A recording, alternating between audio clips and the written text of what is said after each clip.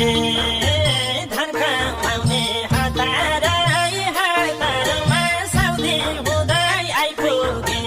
हतारमा जोखिम कान्छ दिनरातका छुदै वनसमानी बसा ओइ पियारी अब भेट्दा के होला र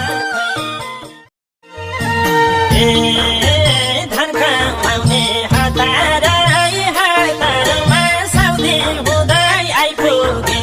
हतारमा जोखिम कान्छ दिनरातका छुदै वनसमानी बसा ओइ पियारी अब भेट्दा के होला र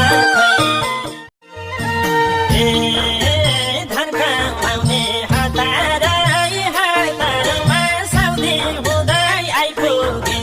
हतारमा जोखिम कान्छ दिनरातका छुदै वनसमानी